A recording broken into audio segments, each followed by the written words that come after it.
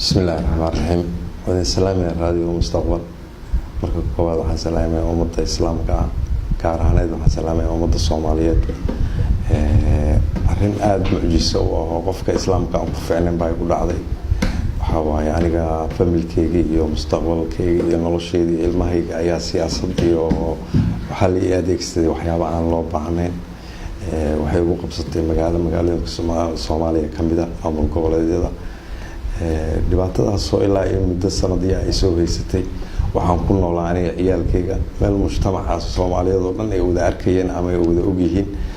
ku taala magaalada ayada meel kamida oo center oo ku bedel ugu dheelo waxaan ku nooleen hal sano iyo muddo ilaa 18 bilood ciyaalkaas inkaasoo 6 bilood jira ee dhibaatada ay qabsatay hadda 3 sano ayuu jiraa intaas waxa waaye ciyaalkii qayb kamida oo gabadhii wiilka ka weyneed iyo ninkan xanug ka yaraa oo marka ayada caloosha ku jira ee bil yaraanaha maanan arag ilaa intaas oo sano duruufta ciyaalkeygii aan kala geysay waa dad bini aadan ummadda Soomaaliyeedna kamid ah dadka u dhaartay oo inay macnaha wax u qabtaan u dhaartay kamid ah waxaan marka u baahanahay ummadda Soomaaliyeed dhibaatadaas masiibada oo igu dhacday ciyaalkeyga aniga nagu dhacday in macnaha la arko macnaha la dabagalo baaris lagu sameeyo hadii ay tahay wax oo qofka islaamka ama qofka bini'aadanka uu macnaha laga qaban karana in laga qabtayaan codsanaya hadii aan laga qaban karin in ciyaalka iyo noloshooda iyo macnaha maanta meesha aan ka nimid iyo meesha aan joogno in aan magaalada madaxda Soomaaliya ku nool maanta aan ku sugannahay aan marti u nahay aanan hooyna ku lahayn macnaha ma wax ehel iyo wax aqrib oo ummadda Soomaaliyeed aan ahayn oo noogu soo horeeyna aan jirin inuu soo baxsano ciyaalkeyga aan imaano oo aan ka nimaano meesha aan ku nooleen oo dhibaatada nagu qabsatay marka waxaan ka codsanayaa raadiyo mustaqbal iyo ummadda Soomaaliyeed in dhibaatadayda waxyaabaha aniga aan hadda media ka sheegi karin ama aan ka hadli karin oo dhacdooyin ay jiro oo aan afka iyo ilmaha iyo islaamka aan u fiicnayn aan ay qabsaday rabbaani ilaahay wuxuu igu talagalay maadaama ay yihiin waxaan ummadda Soomaaliyeed ummadda islaamka ka codsanaya dhibaatada ay ugu dhacday in wax la igala qabto ciyaalka noloshooda iyo mustaqbalkooda lagu ciyaaray wax la igala qabto u baahna walaal waa maasantahay waxay ugu qabsatay dhacdadan magaalada Kismaayo waxay ugu qabsatay waxaan ahaa raggii magaalada u dhashay ee ku noolaa ee muddo ilaa iyo burburkii ilaa iyo waqtiga hadda aan kula hadlay ayaan ku noolaa dhalinyaranimadeedii meeshii aan ku soo macnaha barbaaray maysan ahayn laakiin waa meeshii aan markaan dhalinyaranimadeedii burburka u dhacay aan macnaha ku barbaaray ee aan ku guursaday ee aan ku noolaabay ahayd dhibaatada hadda iga soo kacisay ee qabsatayna Kismaayo ay ugu qabsatay waxa waaye Kismaayo waxaan ku noolaa muddo ilaa 91kii ilaa hadda waqtiga aan dhibaatada ugu dhacday ayaan ku noolaa dhaawacyo badan baan ka soo maray dhibaatooyin badan baan ku soo maray waan u sabrayay ciyaalkaas aan ku dhalay gabadheedu ilmay dhashay hadda dhibaatada qoyska familka la igu sameeyay ciyaal bay dhashay waxa la igu ataagay la igu takooriyay ama la igu sameeyay ama ummadda dhan ay hadda macnaha isla dhaxmaraysana waxaan xaq u leeyahay ma qof islaam ayaan ahay sideedood ayay macnaha hadda ka sagaalaad hadda gada intaan dhibaatada ugu dhacday ee dhashay ma ahane sideedood ayay dhashay afar waa kuwana waxaana kala fogeeyay eheladii marka gobolka maamulka ka ahayd ee jaalidaha nooga timid ee gabadha xigtadeeda ay waxay tiri ay yiraahdeen xilliga anaga aan wadanka ka maqleen ayuu ninkan gabadhan guursaday maadaama uu guursadayna anaga raali kama nihin abtigeed hooyada la dhashay oo ah xildhibaan ka tirsan Jubbaland oo xildhibaan Jubbaland ka tirsana ayaa yiri macnaha ma guursan karo gabadhanada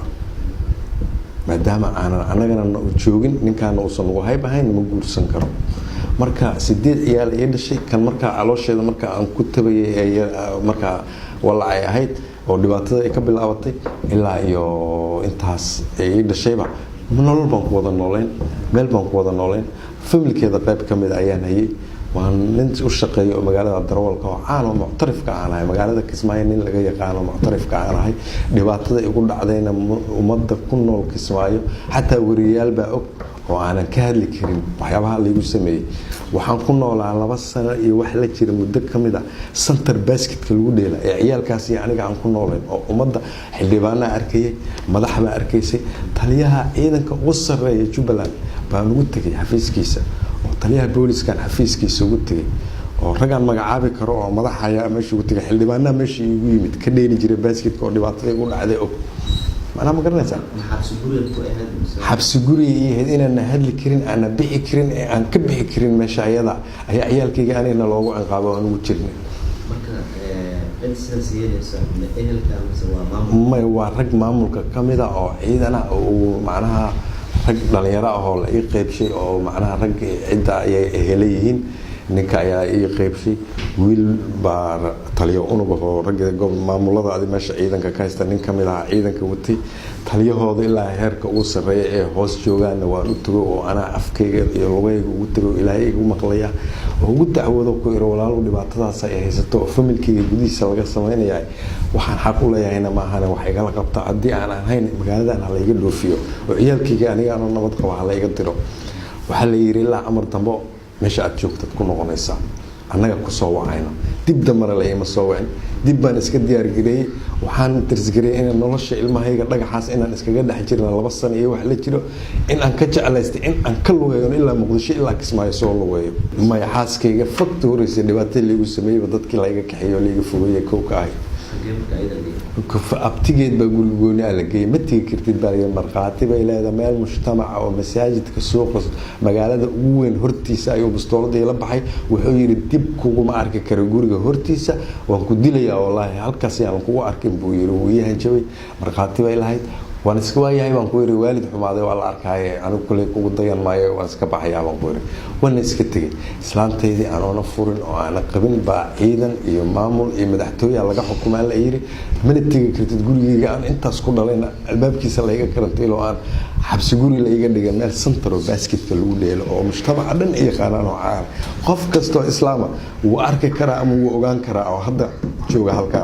waa la wadayn karaa wala xoog ogaal baa la ogaan karo oo wala wareysan karo wala dhig karo ninkii halka joogay ciyaalkiisa dhibaatada ku dhacday maxay ku murtaysatay anigu odayaal baan iskugu yeeray qabiila Google baan u dhigay qarashana awoodin baan deensaday oo dadka qaatay waxaan ku talisgariyay in ciyaalka ay noloshii iyo bal arimihii aan dib u galiyo waxa la igu talisgariyay arintaas odayaalkii markii ay wax kala qaateen hotel yara qiilmooya lagu wada hadlay oo la isla fariistay odayaalkii way ogolaadeen odayaalkii nabadii iyo wada hadalkii iyo arintii dad kamida raggii siyaasadda maamulka watay ayaa diiday oo yiri adinkuna in dileena asagana dileena arintaas dib dam ugu hadashaan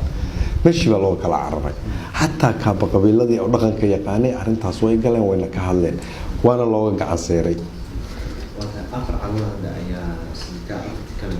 afarta kale laba ayaga haysto gabar waxa way anoo jooga ayaa bal yiri mana la hadli kartid mana adiga dhalay ayaa la iga xukumay nin askari oo Jubbaland u dhashay baa la yiri ku noolaato gurigiisa lama hadli kartid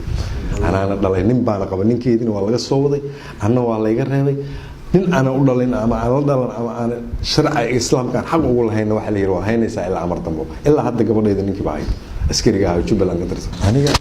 wiilka gabadheeda qabo iyo islaanta يا صدقني يقولي بتذكر لو متدوعين هو ودعوني ودودي وعسكر له مدح له وهو لي ما ملك كالصعدة أنت إلهي بقى الله شكته هدي أنا دنبي قف إسلام قف وين أيانا إسك هذا الأمة هاللية أنت عن كأهين مدحوينها جبلان أحمد محمد إسلام أنت عن كأهين أرنتي دوي أكتر هو أتجي من الجوري أتجي حتى مدحوينك ينك جوري يسأل أنا أتجي وحنا جا ما ملك واحد كجرا وحكم كمان كرنوير وهذا لما مامورك كم إذا أمبلا هن ودواني أما أنا هيب تلاقوا عيني أنا ودواني أنا أتجيب أنا وحبا أودين مركب مامورك كان وسرية تليه وسرية بوليس كان حفيز كيس وقلي محمد ناصر ليرا وعن كوير محمد ناصر ودي واتسام بيا هيست ولا من الإسلام أنا من الصومالي أنا دي واتسام هيست أما حق ملي حتى أنا حق عليها أنك الشرع الإسلام كم حق عليها الله يمري أنا نهكتي أنا أنت على ولا ما تجيله أنت إيه الشيء من أسكري ومبنا أنا إيجا ما حيرنا وشرعينا هدو حيريو أنا إيجا قاضيو من أسكرينا هلجن أصينية شرع هذا الإسلام كما هو حاسكي حقوق إيجا مفرطة هلا إيجا مفرطة نصب دي من حما إيجا مفرطة وأنت هسي إيه الشيء هاي دبعتيننا حق ملي بانكوري ord buu yiri niyow dhibaato aan inay jirtaan laga yaabaa waan ku soo wacaynaa waan ka tagay gaboobe nin la yiraahdo abniga dhan Jubbaland oo xilsaaran baan u tagoon muxtarifnahay waan xafiiskiisa ugu tagay ilma adeerna ay yihiin ninka dhibaatadan taliyaha oo hogaaminayo ciidankan wato meelna nala degan xogogaalna noo arrimaha anaga waxaa la ii soo adeegsaday gabadha aan qabo walaalkeed nin ah oo askari ah oo la yiri ilaa ninka nolosha dhaafiba dil meesha aan ku jiray baa ciidan la iigu soo adeegsado la iga kaxeeyay Kismaayo dhan way taqaan caan bay ku tahay nin kasta xogogaal waa la weydiin karaa inta jeer oo la igala baxay gurigeyga inta dhibaato la geystay anuga yar oo saqiirka ah yaa habeen 2 saac anoo meesha ayadu centerka ku nool baa niman la ii soo diray ciidan oo la yiri meesha ugu taga garaaca badda galiya soo sindib dam qofna ula hadlay habeen martii la igu soo galay isma celin karaan saddexdooda isma dhaama waa sanad intuu ka hor ninkan oo yar oo markaas socod ka bartay oo adiga sanadii xoogaa hadda 3 sano jiro yaa markii la qabto xoog la igu qabto la xirxiray waa baabkii laga bixiyay buu iga soo daba orday shaayir aan karinayo burjikada saarnaaba luqta ku dhuftay isku taadiyay boodadiisa ilaa hadda calaamad waa kana sida luqtiisa waa uu yaqaan waa nin hoos u dhig luqta waa kan waa anuga yar oo sakhirka luqtiisa difaatada ilaa ay jilbka way dhaafsantaa difaatada ku taala wata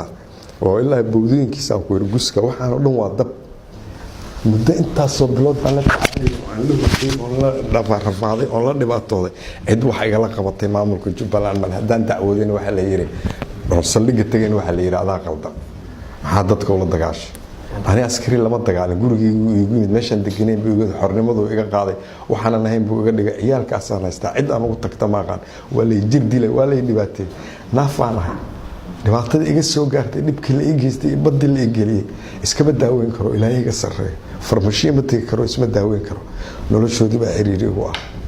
hadeer caaw hadaan dhinta waxaan mustaqbal u imid oo igu baahida igu badan oo ay tahay caaw hadaan xamar ku dhinto cid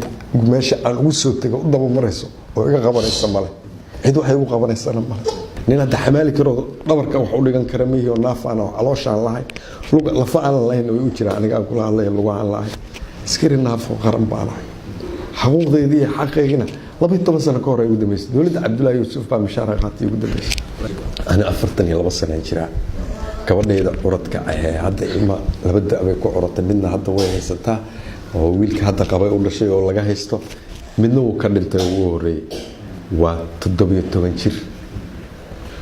wiil iga maqan oo hadda wada qaxootiyalka Kenya dhinaca iga galo aan gacanta ku heenin oo iga maqan baa ka weyn oo 18 jir oo bahgooni ah laakiin bahadan gabadhaas ugu weyn